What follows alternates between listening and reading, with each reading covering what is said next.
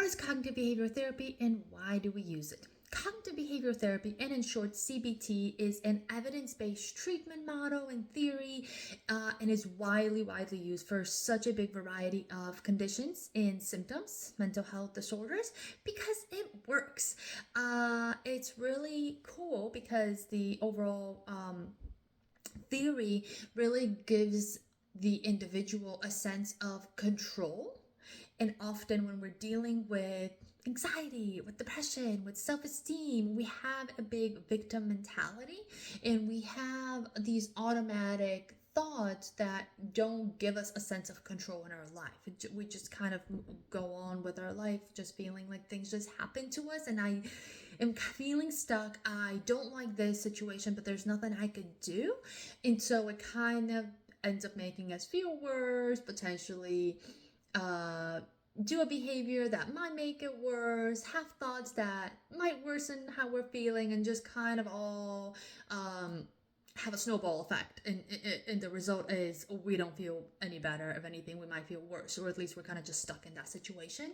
So cognitive behavioral therapy focuses on the connection between thoughts, feelings, and behaviors, and how just being aware of that connection and exploring and I did this because it's a cognitive behavioral CBT triangle that often gets talked about, and all three of the points are the three aspects: the thoughts, the feelings, and the behaviors, and how you could take any of those points as a starting point, let's say thoughts, and you swap or challenge your thought, and then it has a trickle down effect of impacting the feeling and then impacting the behavior. And if you really think about it, in most situations, all three of those are really impacted, and it makes sense as to how, if I change one thing, all the things are just going to follow, right? And so in theory, it sounds really easy and really great, but it takes a lot of, one, conscious effort, a lot of mental effort, a lot of awareness, and a lot of practice.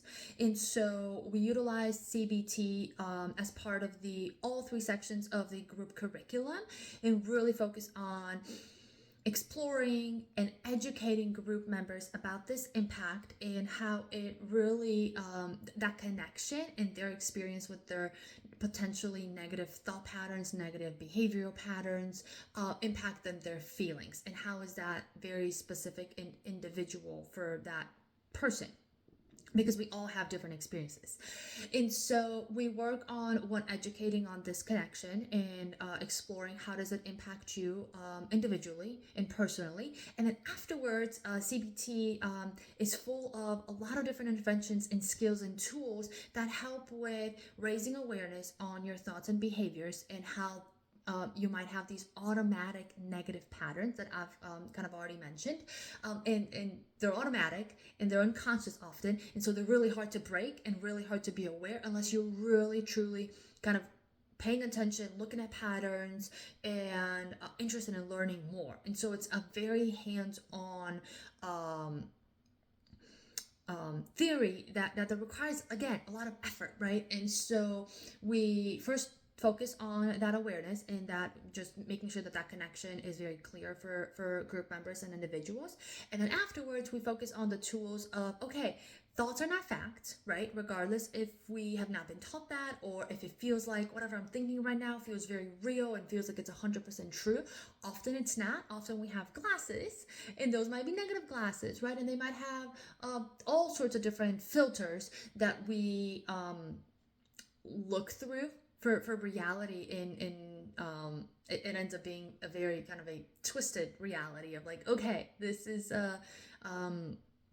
this is the reality through a filter that ends up impacting you negatively, right? And so recognizing what are those different filters and being able to educate our group members on, there are different kind of like glass filters that we could be looking out in our life and situations, and then interpret these things through the filters, and then they impact, again, your feelings and your behavior. So being able to just recognize that and figure out, okay, what are the main filters that I have a tendency to look through and filter reality through, to then really challenge that. So then the next thing would be challenge those thoughts, change the patterns as much as possible with like little tiny steps to then see the impact of, okay, what's the trickle down effect of my behaviors or my feelings or my thoughts that once I've changed that one thing.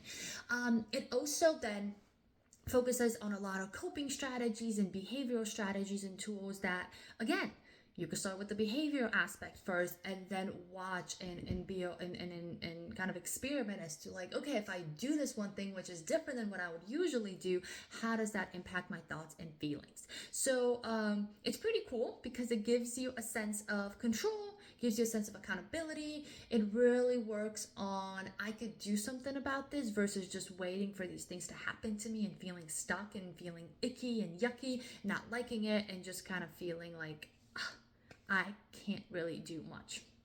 So it's a pretty cool, like I said, evidence-based model that does require a lot of practice. And so group members are encouraged to explore and practice a lot of these skills and these concepts outside of group sessions, because the once a week group session is not going to be enough to make major changes. It's going to be the planting of the seed, and then you needing to kind of water it and nurture it in order for it to fully really grow and strengthen that skill.